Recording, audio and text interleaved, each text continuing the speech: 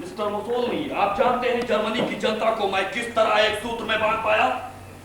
आप तो जादूगर है फ्यूरर। प्रेम और अपनत्व के बूते पर आपने जर्मनी की जनता को एक सूत्र में बांधा। ओह, क्यों व्यर्थ प्रलाप करते हैं मिस्टर मुसोलिनी? आप फासिस्टों के जनक हैं और मैं नाज़ियों का पिता हूं।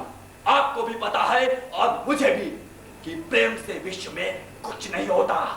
लोग भय के कारण हाथ जोड़ते हैं मिस्टर मुसोलिनी। जर्मनी की जनता को मैंने जातिवाद की भांग पिलाकर धुत बनाया है।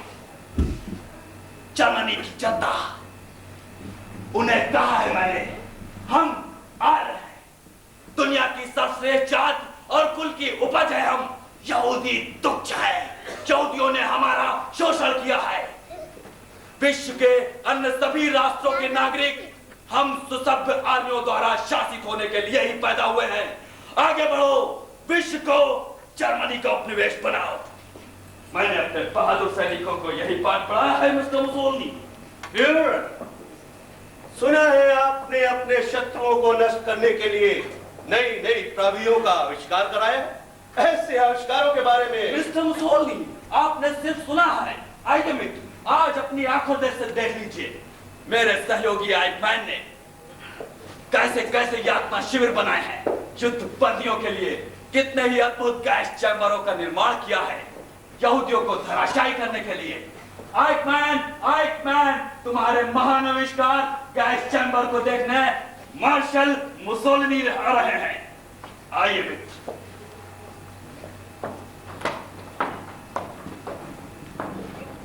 ताजा खबर, ताजा खबर, आज की ताजा खबर, ताजा खबर, ताजा खबर, आज की ताजा खबर। जब 1 लाख यहूदियों की हत्या, 1 लाख यहूदियों की हत्या, 1 लाख यहूदियों की हत्या, 1 लाख यहूदियों की हत्या, गैस चैम्बरों में यहूदियों की निषेध हत्या, गैस चैम्बरों में यहूदियों की निषेध हत्या, नाज़ी और जर्मनी के युद्ध में युद्धबंदियों का अमानवीय उत्पीड़न, अमानवीय उत्पीड़न। ताजा खबर, ताजा खबर, आज की ताजा खबर, ताजा खबर, ताजा खबर, आज की ताजा खबर।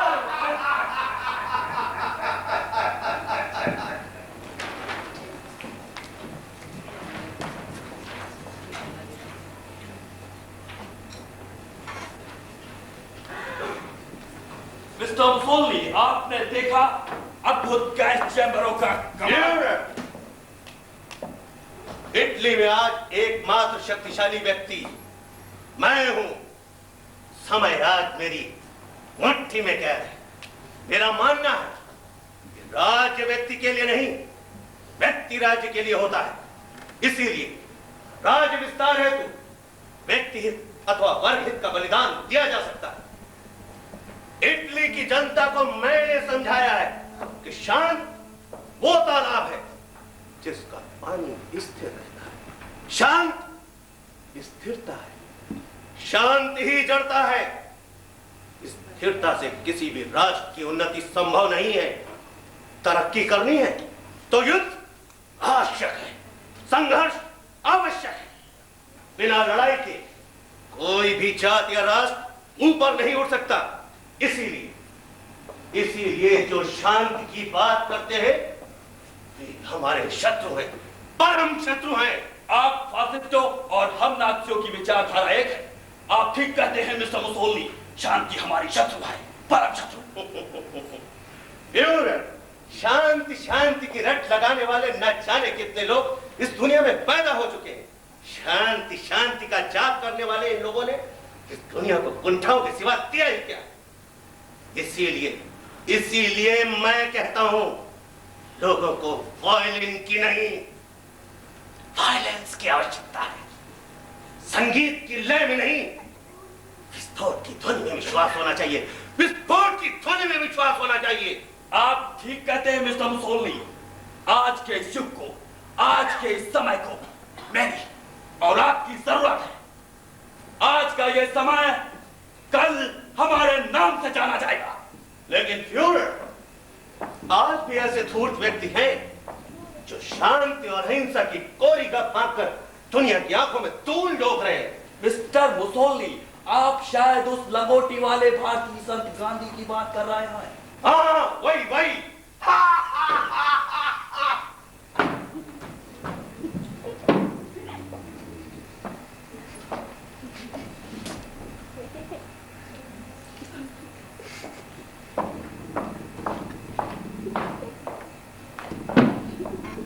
आपने मुझे याद किया। मैं आ गया हूँ मिस्टर एडोल्फ। शायद किसी रोचक प्रसंग पर बात चल रही है। कहीं मेरे इस कुसमय आगमन से आपकी बातों में खलल तो नहीं पड़ा mister Adolf? Mister Gandhi, Adolf नहीं हूं मैं। कृपया मुझे एडोल्फ कहकर संबोधित ना करें। क्यों? क्या खराबी है इस नाम में? एडोल्फ, ये नाम तो आप ही का है। मेरे अंदर का एडोल्फ मर चुका है। कब का मर चुका है वो? उसे एक यहूदी तरुणी के प्रेम में पागल होकर मरे हुए कई साल गुजर गए।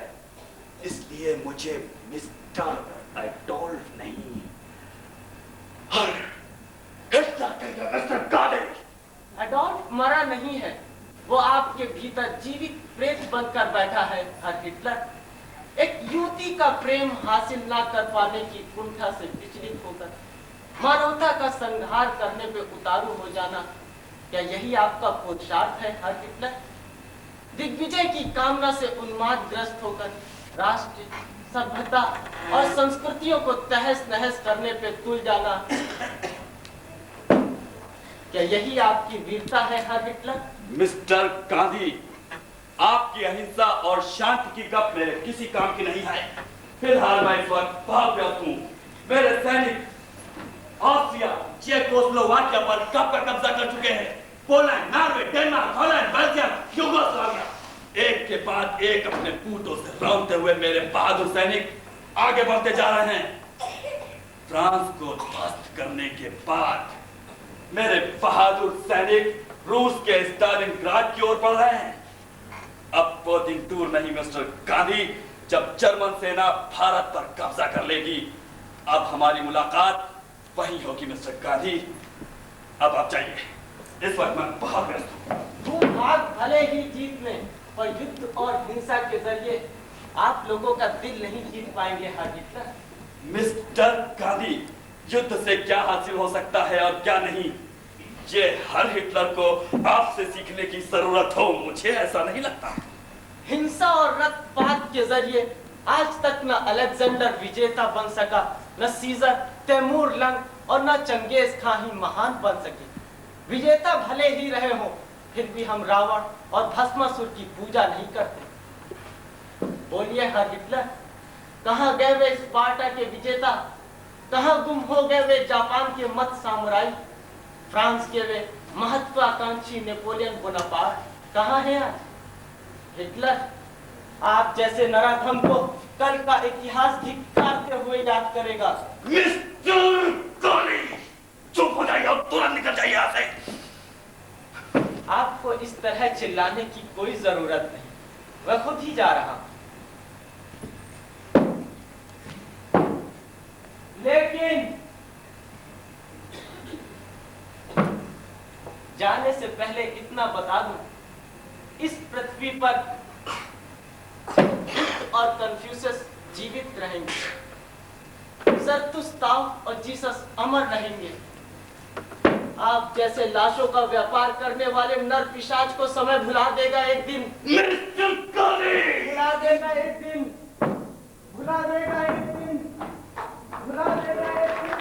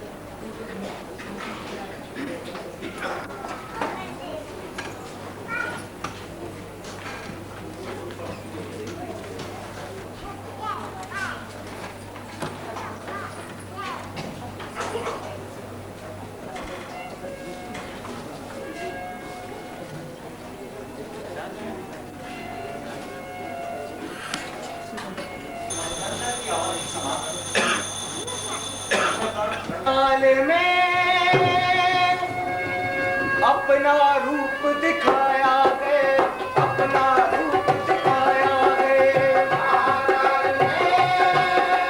हर काल में अपना रूप दिखाया है, अपना रूप दिखाया है।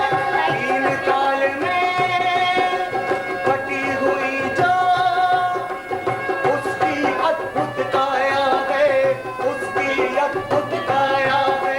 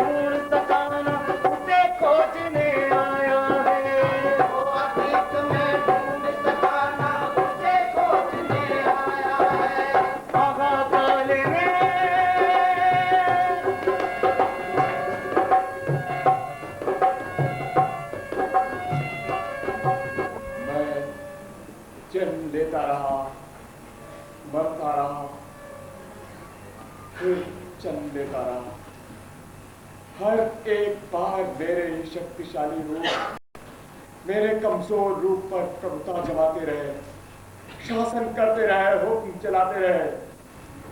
समय तू भी मनुष्यों की तरह उन्हीं कठोर और शक्तिशाली प्रतिनिधियों का साथ देता आया है। ताकतवर का कमजोर को दबाना ही अतीत है, इतिहास है। इस मरणासन मानवता को अतीत में कभी कभार बांसुरी की ध्वनियों की तरह सुनाई देने वाली संत वाणी भी बचाती आ रही है। समय तू तो देख चुका है शब्दों के जादूगर कृष्ण किस तरह से महाभारत रचाते हैं, किस तरह से नीति और दर्शन की आड़ में कृष्ण जैसे लोग हिटलर और तोजो का रूप धारण करते हैं और कितने ही सहज ढंग से बहाने बनाकर मानवता का संहार करते हैं। समय घृणा करता हूं मैं तेरे अतीत से, निंदनीय है अधिकांश तेरा अतीत। समय कहां है समय? मैं तुझे कई युगों से पुकार रहा हूं। एक बार सामने आ जा तू समय, एक बार सामने आ जा। और ये सत्या बंद करो, प्रकृति युग से मानवता को उद्धार करो, उद्धार करो, उद्धार करो। पत्रदार मारे आप मनुष्य, क्यों बुला रहा है तू मुझे? मैं आ गया हूँ, मैं व्यस्त हूँ, बहुत व्यस्त, बहुत जल्दी है मुझे। मैं वर्तमान हूँ, मैं रुक नहीं सकता, एक पल भी थम नहीं सकता। निमिष मात्र को रुक गया तो सारे ब्रह्मांड की व्यवस्थाएं उलट-पलट हो सकती हैं। बोल, जल्दी बोल, क्यों बुला रहा है तू मुझे? वर्तमान में तुम्हें नहीं, मैं समय को बुला रहा हूँ। कहाँ है वो महान समय? तुम्हारे कारनामे तो मैं प्रत्यक्ष देख रहा हूँ, तुम्हें देखे बिना भी तुम्हारे नग्न आचरण को मैं प्रत्येक दिन देखता रहता हूँ, तुमसे मिले बिना भी। वर्तमान तुम्हें देखकर मैं आशंकित होता हूँ, केवल आशंकित। तुमने जो मानवता को अतिव्यक्तिवादिता दी है, उसे देखकर मैं भय से कांपने लगता हूँ। जाति और संप्रदायों के नाम पर जिन संत्रासवादियों को तुमने जन्म दिया है, उन्हें देखकर मेरा दिल दहलने लगता है, मेरा सर चकराने लगता है। मानवता को मैं क्या दे रहा हूँ क्या नहीं, ये मैं तुझसे सुनना नहीं चाहता। मनुष्य सुन, विश्व को नई नई वैज्ञानिक उपलब्धियों से संवार रहा हूँ मैं। वैज्ञानिक उपलब्धियां, वाकई बारूद के साए में डरते डरते सांस लेना वैज्ञानिक उपलब्धि है। क्यों? मनुष्य, तुझे हर बात में बुराइयां ही बुराइयां दिखाई पड़ती तो मैं कर भी क्या सकता हूँ? फिर भी सत्य यही है कि मैं मनुष्य के भीतर बाहर की नई नई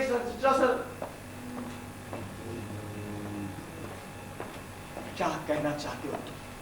क्या कहना चाहते हो तुम? नक्षत्र युद्ध, नक्षत्र युद्ध, स्टार वॉर एज वर्तमान, स्टार वॉर एज। मनुष्य, तू कुछ भी कह ले मानव सभ्यता और संस्कृति को, मनुष्य के भीतर और बाहर की गत को नवीन संरचना में ढाल रहा हूं मैं। नई नई आकृतियां प्रदान, नई आकृतियां, नई विकृतियां कहो वर्तमान। कल तक जो विश्वास था वो आज नहीं, परसों तक जो नैतिकता अनुशासन कायम था वो आज इसी क्षण, इसी पल, इसी मुहूर्त में धराशायी हो चुका है।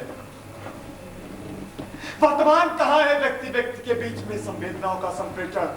कहाँ है मनुष्य और दूसरे मनुष्य में निस्वार्थ आदान प्रदान? कहाँ है सहजता, मित्रता, कृतज्ञता, श्रद्धा, उदारता? कहाँ है वर्तमान? वर्तमान तुम मनुष्य को विसंगत, विडंबना और आडंबर के मरघट में पहुंचा रहे हो। तुम मनुष्य को आत्मकेंद्रिता के एक से एक सम्मोहन चरणों में डुबोकर मूर्त हो रहे हो। वर्तमान कहाँ है प्रेम? बोलो वर्तमान, कहाँ है प्रेम? बोलो वर्तमान, कहाँ है वो शाश्वत और दिव्य प्रेम? कहाँ है?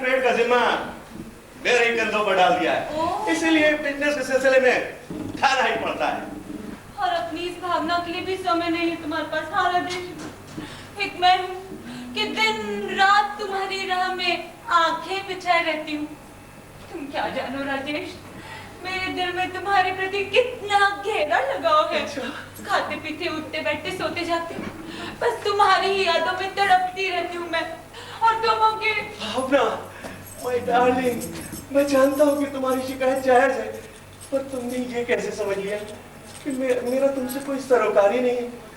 मेरे दिल में तुम्हारी तस्वीर रहती है, जरा नजर झुकाई, देख लिया। मैं जहाँ भी रहता हूँ तुम्हारी ये प्यारी सूरत सदा मेरी आंखों में रहती है।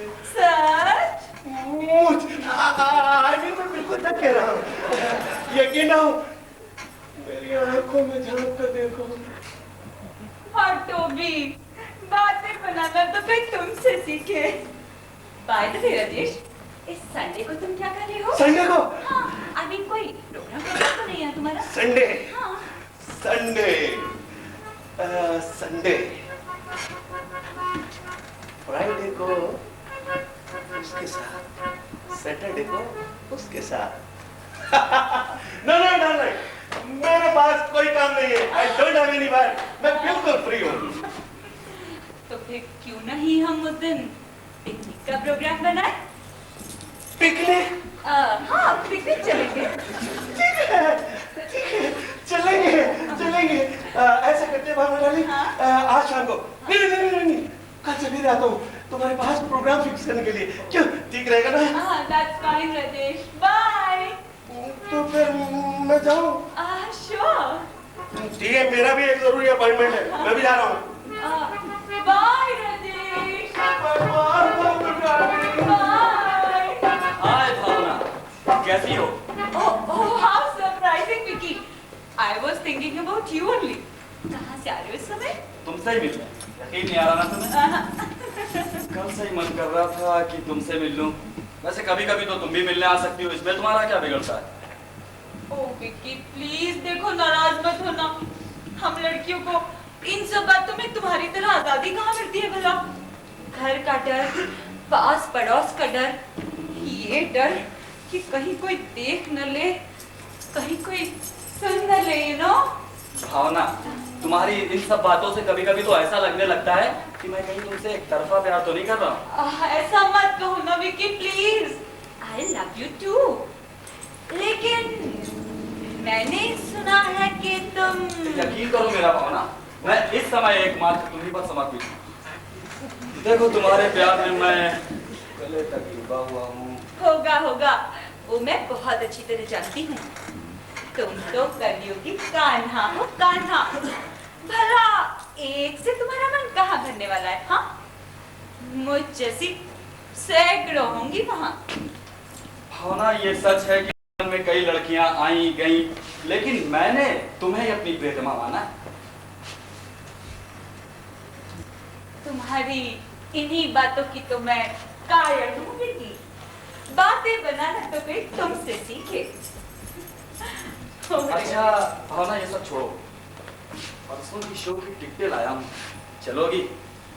रात घर लौटने में देर हो गई ना, तो मामा की डांट खानी पड़ेगी। हाँ, डांट वाट नहीं खानी पड़ेगी। मैंने डैड से मारुति मांग ली है और रात तुम्हें घर पहुंचा कर ही वापस आऊंगा। that is fine. Bye, Vicky. अच्छा भावना, वो एक बात याद रखना, मैं परसों दोपहर को याद आऊंगा। Sure. भूलना नहीं, okay? Bye. Bye. Bye. Bye.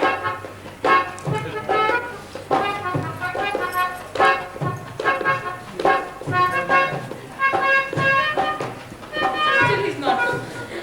अभी तक नहीं आया।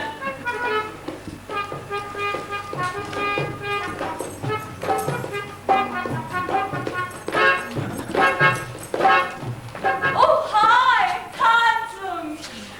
चल, कैसे हो विनय तुम? आखिर मुझसे इतना कटे-कटे क्यों रहते हो? मैं तो तुम्हें फोन करते थक गई हूँ। देखो भावना, तुमसे मैं पहले भी कई बार कह चुका हूँ, मेरे जीवन के अपने आदर्श हैं। मैं शादी से पहले के प्यार को, मेल मिलाप को उचित नहीं मानता।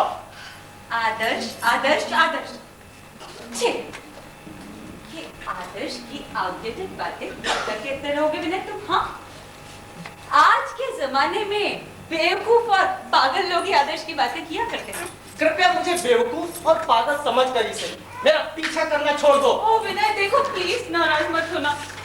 यदि तुम मुझसे नाराज हो गए ना, तो मैं स्वयं को कभी माफ नहीं कर पाऊंगी। हाँ, मैं नाराज नहीं हूँ, अब मुझे जाने दो। देखो विनय, सच्चे प्यार पर कोई भी आदर्श रुकावट नहीं डाल सकता। और फिर तुम्हारे चाचा जी ने जो ढेर सारी जायदाद तुम्हारे नाम कर दी है ना, बाद में हम शादी करके सुख चैन के दिन काट ही सकते हैं। अबे मुझे इस तरह मत छुओ। यहाँ पे ऐसा आचरण करना उचित नहीं है। लोग देखेंगे तो क्या कहेंगे? तुम्हें लोक लाज का कुछ तो ख्याल होना चाहिए भावना। मैं तुमसे प्यार करती हूँ और इसमें लोकलाज की बात कहाँ से आ गई भला? और फिर डर कैसा? हाँ, प्यार किया तो डरना क्या, जब प्यार किया तो डरना क्या, प्यार किया कोई। बेटा मुझे माफ करो भावना, ये तुम्हारा अत्याधुनिक व्यवहार, ये तुम्हारी नई सभ्यता में रंगा हुआ आचरण मैं झेल पाने में असमर्थ हूँ। मैं अपने आदर्श किसी भी कीमत पे छोड़ नहीं सकता, समझी?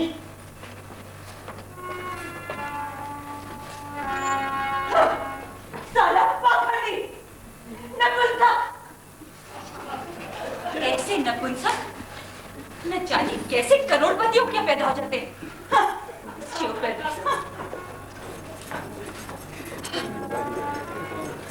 हेलो भावना। क्या है? कितने दिनों से ढूंढ रहा हूँ तुम्हें। क्यों? तुम्हें मुझसे क्या काम आ गया? हाँ, अब तुम तो जानती हो कि मैं तुम्हें क्यों ढूंढता फिरता हूँ। देखो अमर, मुझे तुम्हारी इन बेकार की बातों में कोई दिलचस्पी नहीं है। लेकिन मैं तुमसे प्यार करता हूँ। Go to hell. Okay, I am going to hell. I hate you. Yes.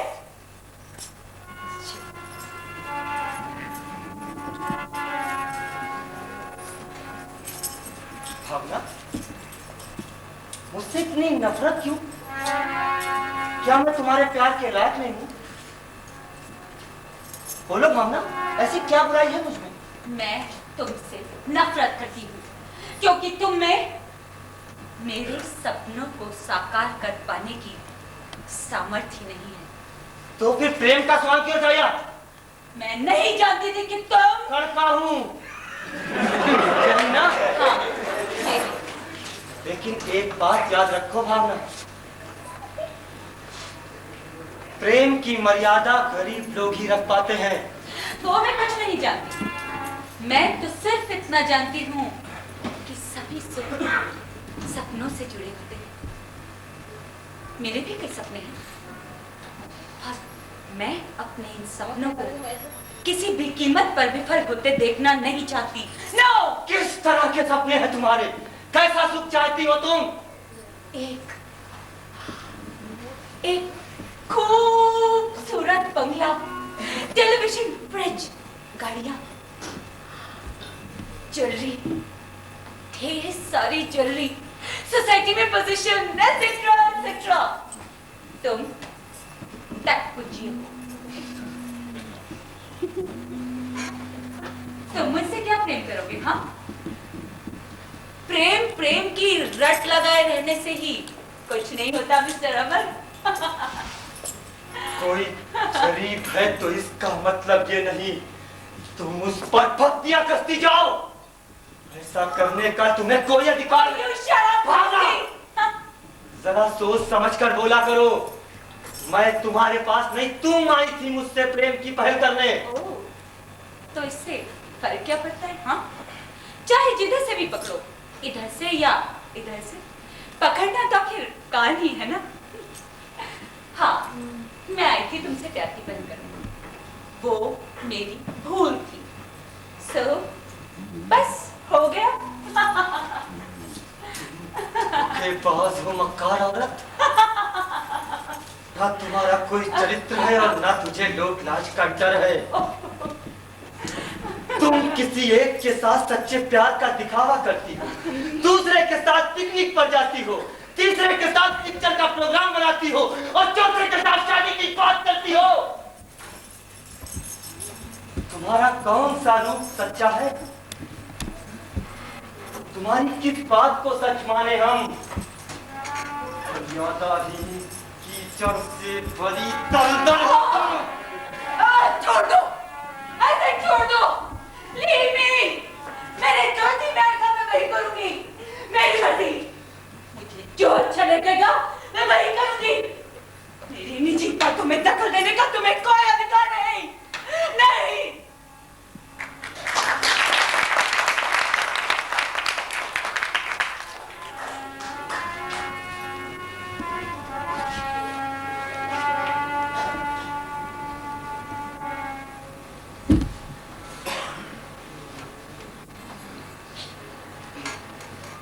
नारी एक मीठा भ्रम, नारी दिन के उजाले को सहज ही अंधेरा कर सकने वाला विशैला फरेब। नारी पुरुष को अपने रूप सौंदर्य के जाल में फांस कर बलि का बकरा बनाने वाली नारी, अपनी मीठी मीठी बातों से जादू टोना करके पुरुष को जोर दिलाकर संहार को आमंत्रित करने वाली नारी, तुम धोखेबाज हो। कौन धोखेबाज? क्या मैं धोखेबाज? भूलो नहीं कि जब तुम सत्यवान की योनि में मरे थे तब यमराज से तुम्हें लौटा कर लाने वाली सावित्री मैं ही हूं। वो पुराण है, बीता हुआ इतिहास मैं भी दोहरा सकता हूं। सुनो,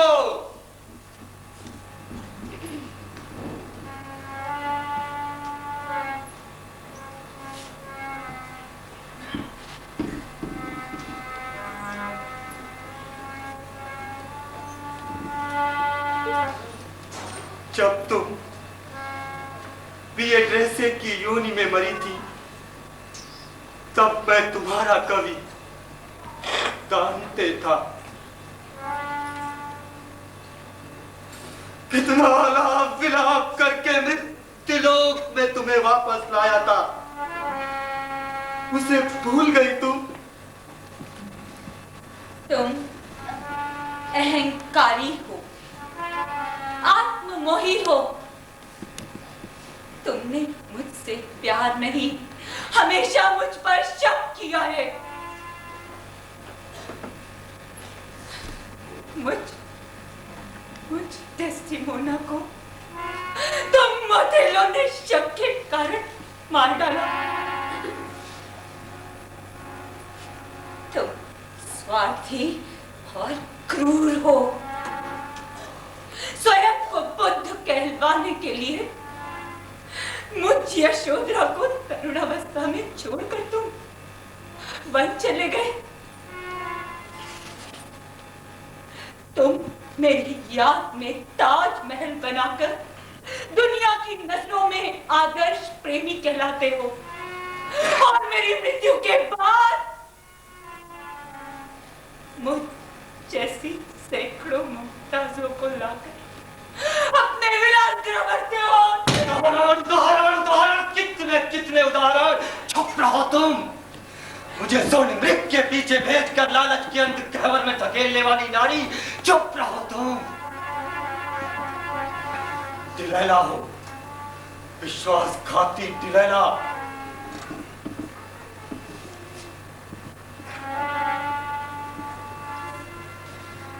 मुझ सैमसन को प्रेम के धोखे में डालकर मेरा पतन कराने वाली अधम डिलैला, इतिहास की छाती में ऐसे कई घाव है तुम्हारी दुष्चरिता की तलवार से टूटे हुए, तुम्हारे विश्वासघात के बम विस्फोटों से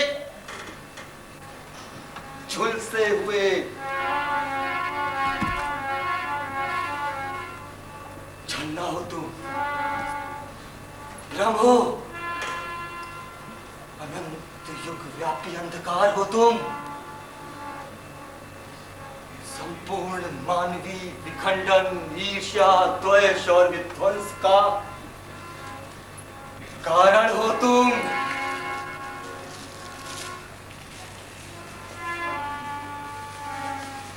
तुम झूठा प्रलाप कर रहे हो। मैं सृष्टि का मुहाना हूं। मैं निर्माण की प्रेरणा स्रोत हूं। हाँ, मैं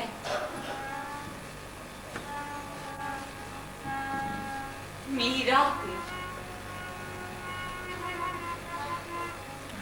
तुम्हारे वियोग के ताप का मैंने कृष्ण भजन रूपी सरोवर में नहाकर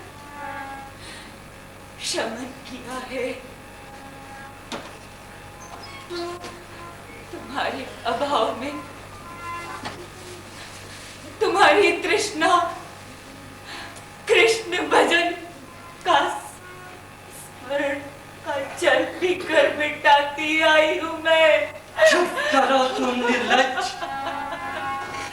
मुझे सब पता है। कृष्ण को अपना मानसिक यार बनाकर अपनी दुर्मित वासना की पूर्ति की है तुमने। तुमने ईश्वर को भी नहीं छोड़ा। ईश्वर स्मरण को अपनी वासना तृप्ति का माध्यम बनाकर झुठलाया है तुमने।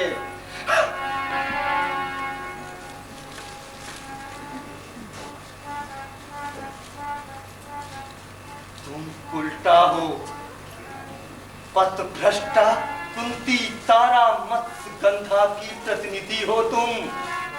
अवशेष हो, आगामी विश्व के लिए खतरनाक हो तुम। इसलिए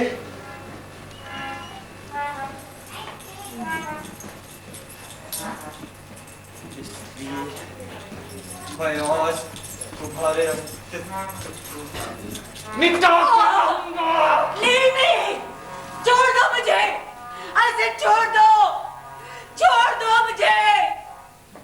पुरुष होने के अहंकार में, अपनी प्राकृतिक सबलता की आड़ में तुम हमेशा नारी पर अत्याचार करते आए हो।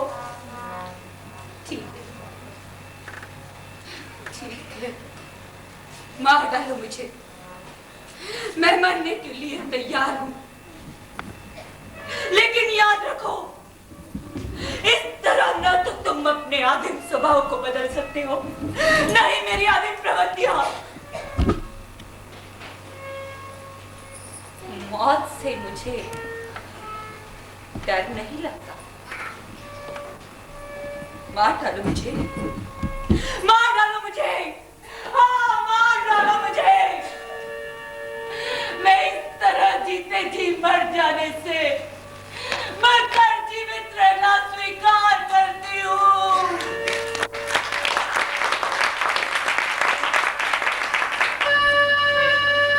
महाकाल ने हर काल में अपना रूप दिखाया है, अपना रूप दिखाया है। महाकाल ने हर काल में अपना रूप दिखाया है, अपना रूप दिखाया है। तीन काल में बटी हुई जो उसकी अद्भुत काया है, उसकी अद्भुत काया है। तीन काल में बटी हुई जो उसकी अद्भुत काया है, उसकी अद्भुत काया है। वर्तमान में भटक गया ये कैसा रूप रचाया है। वर्तमान में भटक गया ये कैसा रूप रचाया है। वर्तमान में भटक गया ये कैसा रूप रचाया है। वर्तमान में भटक गया ये कैसा रूप रचाया है। दृष्टि अतीत पे गड़ी हुई है, भविष्य सम्मुख आया है। दृष्टि अतीत पे गड़ी हुई है, भविष्य सम्मुख आया है। दृष्टि अतीत पे गड़ी हुई है, भविष्य सम्मुख आया है। दृष्टि अतीत पे गड़ी हुई है, भविष्य सम्मुख आया है। महाकाल ने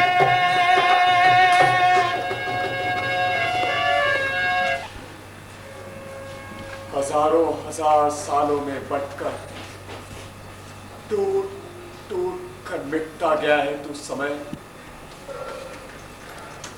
मैं प्रतीक्षा करता रहा, फकत प्रतीक्षा करता रहा, लेकिन तू नहीं आया।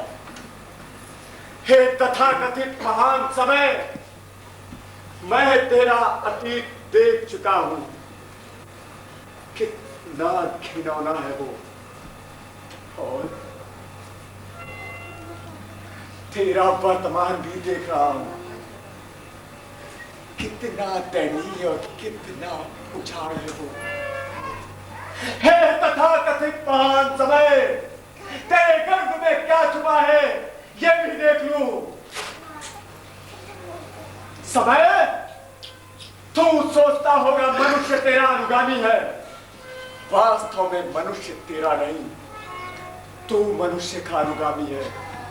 समय का प्रतिनिधित्व तो मनुष्य नहीं, मनुष्य का प्रतिनिधित्व तू करता है। समय समय तू राम के द्वारा जाना जाता है, नोहा के द्वारा पहचाना जाता है, मनु के द्वारा जाना जाता है। राम का समय, मोसेस का समय, बुद्ध और कन्फ्यूशियस का समय, हजरत मोहम्मद साहब और जीसस का समय, मनुष्य के होने से ही है तू समय। मैं पुरुष, मनुष्यों का प्रतिनिधि, सनातन पुरुष तुझसे बात करना चाहता हूं। मैं एक बार उस अनादि अनंत काल महाकाल से साक्षात्कार करना चाहता हूं। मैं समय,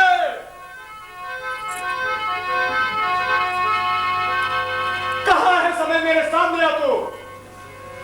मैं आ गया हूँ मनुष्य, मैं भविष्य हूँ, अनागत अजन्मा।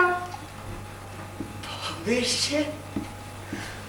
तुम कहाँ हो भविष्य? कहाँ हो तुम? दिखाई क्यों नहीं देते भविष्य? मेरी देह आकार रहित है, मैं अशरीरी हूँ। मुझे कल्पना की आंखों से देख लो। मेरे दोनों भाई अतीत और वर्तमान की तरह देखने के लिए मेरे पास भी केवल एक ही आंख है। मेरी व्याप्ति संभावित अनंत अनंत तक है। मैं महान समय का अंतिम छोर हूँ। मैं महाकाल का सनातन भेद हूँ।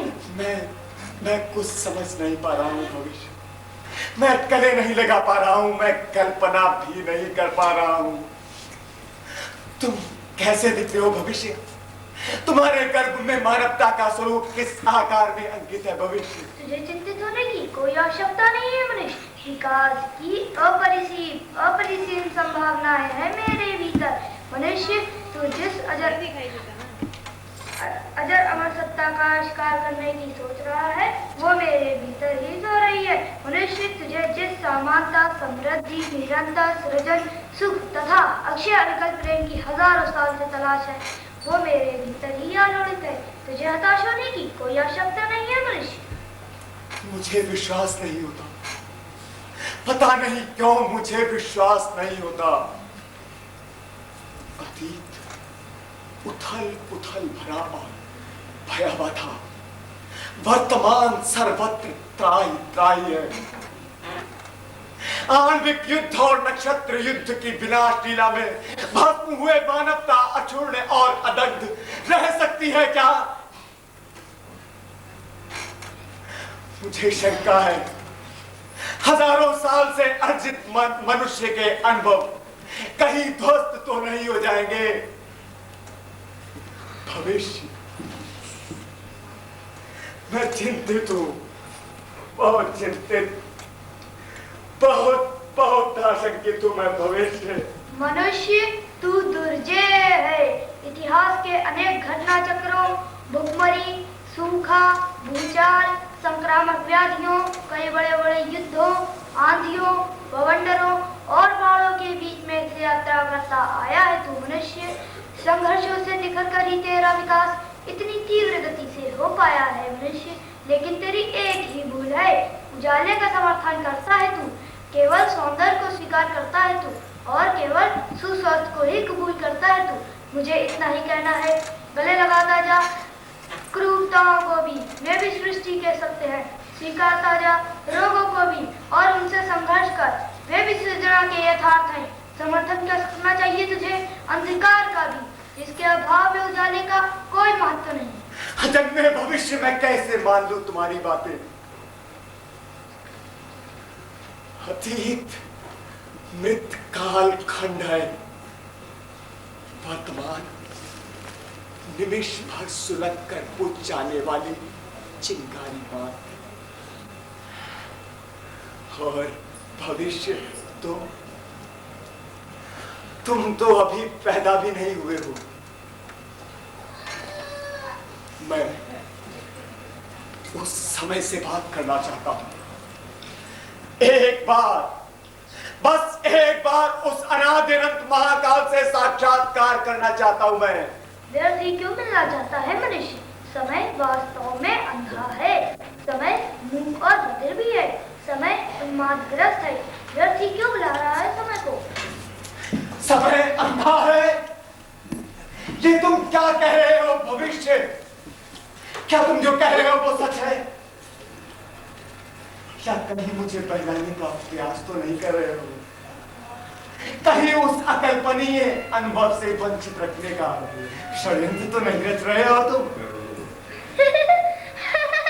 तुम अपने इतिहास द्वारा चले गए हो मनुष्य, इसीलिए हर एक बात में षड्यंत्र ही देखते हो। वास्तव में मेरी कोख में ऐसा कोई षड्यंत्र नहीं है मनुष्य। तुमने ठीक कहा भविष्य,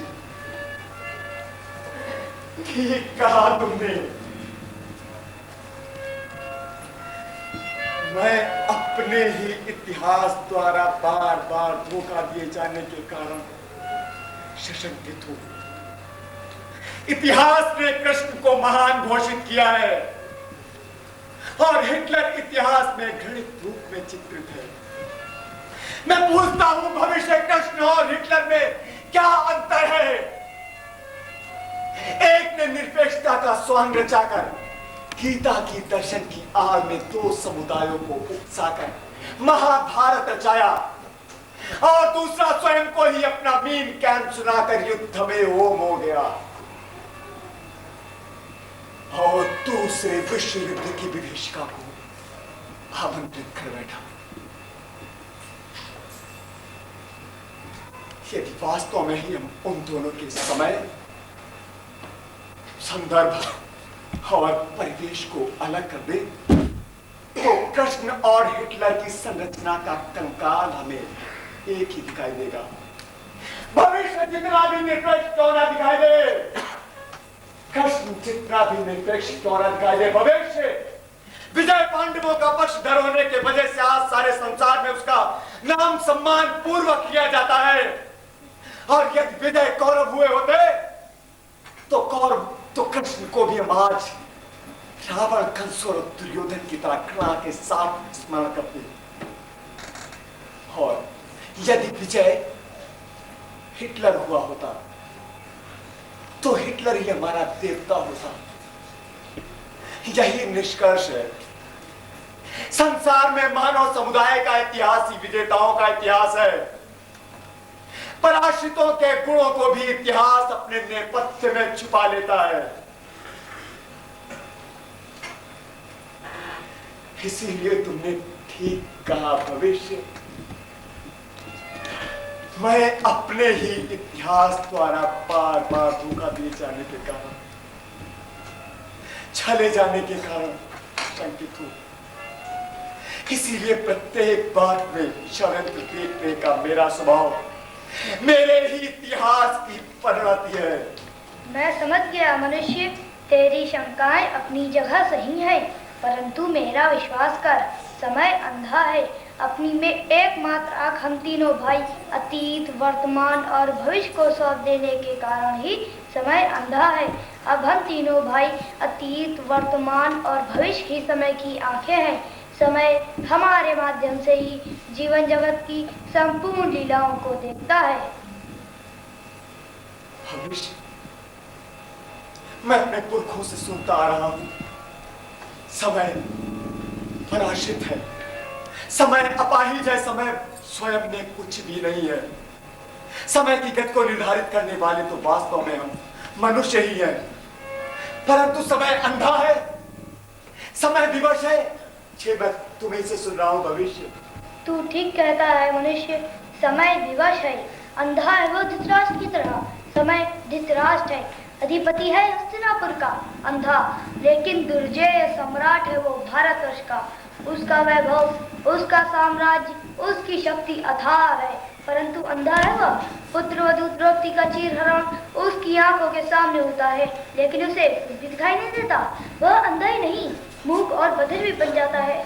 जब उसके भतीजे पांडव वनवास से लौट कर आते हैं और अपने हक का राज वापस मांगते हैं, वह अंधा है और पंगु भी।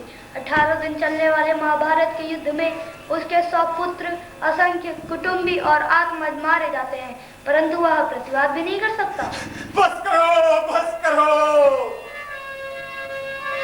मुझसे और सुना नहीं जाएगा।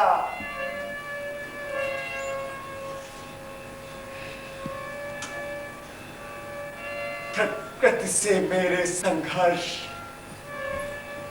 और परिस्थितियों से द्वंद के सारे अनुभव समय के साथ ही जुड़े हैं। मैंने अपने समय को, अपने विकास को सदा ही समय के चरणों में बांट कर देखा है। भविष्य समय की प्रतीकात्मक लकीरों और संख्यावाची अक्षरों को छूकर ही मैं निश्चित हुआ करता हूं, परंतु समय की कोई उपयोगिता नहीं है। ये मैं कैसे विश्वास कर लूं, कैसे मान लूं कि समय की कोई उपयोगिता नहीं है। मैंने ऐसा कब कहा? मनुष्य समय स्वयं में कुछ भी नहीं है। समय के उपयोग की कला ही मनुष्य की उपलब्धि है। समय अंधा होमर है, समय अंधा मिल्टन है, समय अंधा सूरदास है।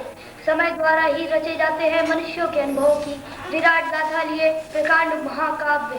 समय सदैव अंधा होमर मिल्टन और सूरदास बनकर सत का उजाला लिए हुए अवतरित होता है, लेकिन किसी न किसी माध्यम के बिना अभिव्यक्त नहीं हो सकता। इसीलिए मैंने कहा ना, समय पराश्रित है, समय अंधा है। समय सदा ही मुझे और मेरे अनुभवों को छूकर चला जाता है। भविष्य ये जानता हूं मैं, मुझे ये भी मालूम है समय का और मेरा तादाद में ही सृजन का कारक है। फिर भी ना जाने मुझे क्यों लगता है कि मैं पूर्ण रूप से समय को अपने आत्मसात नहीं कर पा रहा हूं। मैं बार बार एक ही प्रश्न चिन्ह बनकर रह जाता हूं। वो प्रश्न है, क्या मैं सीमित हूं और क्या समय सीमित है? जिस प्रकार हर एक बात की सीमा होती है, मान विज्ञान और बुद्धि की भी अपनी सीमाएं हैं। मनुष्य उस मान विज्ञान और बुद्धि की सीमा में कई रुद्ध द्वार हैं जो अज्ञात अव्याख्येय रहस्य की ओर खुलते हैं। उन द्वारों पर ब्रह्म, शून्य, द्वैत, अद्वैत, साकार, निराकार जैसे शब्द अनुभव प्रहरी बनकर खड़े हैं। वे मनुष्य का रास्ता रोके रहते हैं और अज्ञात की ओर यात्रा कभी नहीं करने देते। यदि उन द्वारों के पार कोई चला भी गया तो उधर के समाचार लेके कभी वापस न आया। एक प्रमथ हुई ऐसा व्यक्ति था जो उधर के अज्ञात से ज्ञान की ज्योति लेकर मनुष्यों के बीच आया था।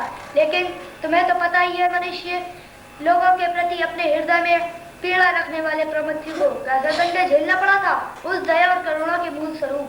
यदि ऐसा है भविष्य तो सुनो, तुम भी मेरे ज्ञान और बुद्धि की सीमा पर प्रहरी बनकर मत बैठो।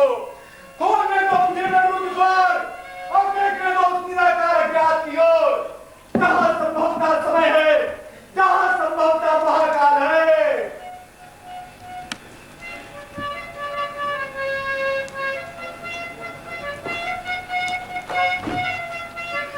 शरीर है किंतु ओजस्वी वाणी है। ओझिल इसका शरीर है किंतु ओजस्वी वाणी है। ओझिल इसका शरीर है किंतु ओजस्वी वाणी है। ओझिल इसका शरीर है किंतु ओजस्वी वाणी है। इस ओजस्वी वाणी के सम्मुख अब शीश नवाना होगा। तीन काल को एक काल बन आज यहाँ आना होगा, आना होगा, आना होगा, आना होगा।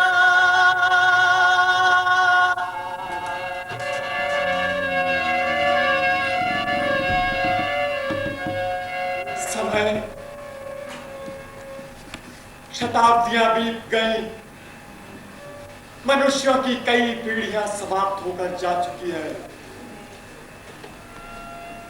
लेकिन तो अब तक प्रकट नहीं हुआ। समय, एक बार, बस एक बार तू मेरे सामने आ जा। समय, तुझे देखने की अब अंतिम इच्छा शेष है मुझ में, तुझसे मिलने की आदिम अभिलाषा ही शेष है मुझ में। मैं तुझे अंतिम बार बुला रहा हूं समय, समय, समय, समय।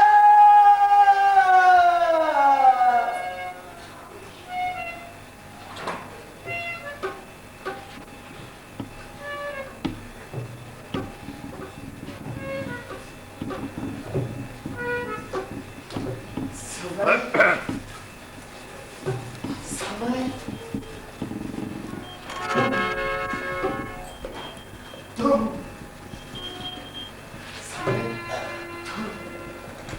तुम आ गए समय, तुम आ गए, तुम आ गए समय, तुम आ गए। मनुष्य के रहते तुम ठहर नहीं सकते समय, जब भी तुम गिरने गिरने को हुए हो, तब मनुष्य ही तुम्हें सहारा देता आया है समय, मनुष्य ही तुम्हें सहारा देता रहेगा।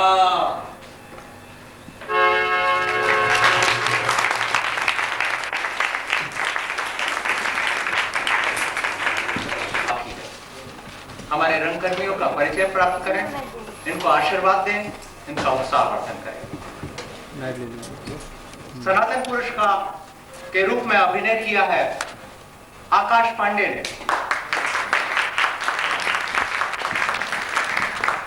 समय अतीत, वर्तमान और महाकाल के रूप में प्रस्तुत हुए नंद किशोर त्यागी।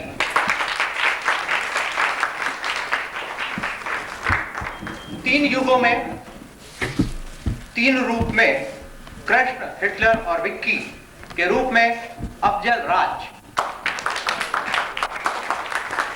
युधिष्ठिर, गांधी और विनय के रूप में अभिनय किया शैलेंद्र यादव ने।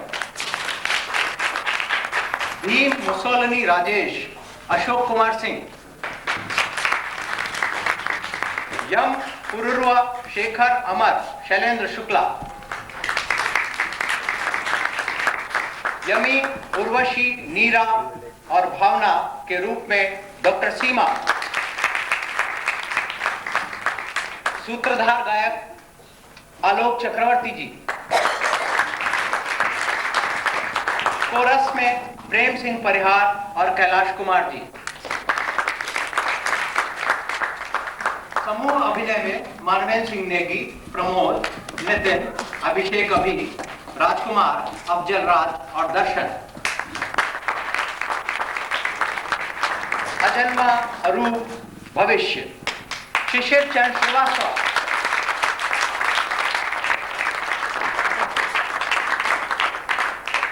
शीर्षक गीत की रचना की शैलेंद्र शुक्ल जी ने।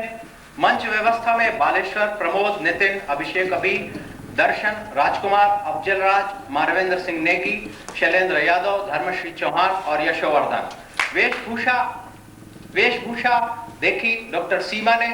मुख्य सज्जा की जिम्मेदारी थी हेम सिंह परिहार जी पे।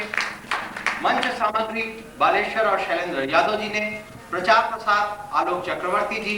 निमंत्रण पत्र व विवरणिका साधना वर्मा जी। प्रस्तुत नियंत्रक और मंच व्यवस्थापक बालेश्वर, इनके सहायक थे राजकुमार, शैलेंद्र यादव और भारत साहनी। संगीत निर्देशन किया केपी श्रीवास्तव जी ने। निर्देशन के साथ साथ हारमोनियम की जिम्मेदारी संभाल रहे थे। उनके साथ बांसुरी पर कमल जी,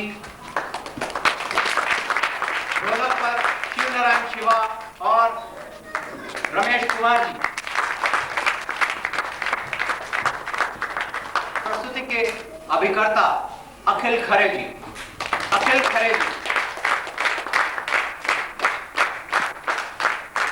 प्रस्तुति का निर्देशन किया। गीत रचना और प्रकाश तथा ध्वनि के सारे इफेक्ट्स देखे श्री गिरीश अभीष्ट जी।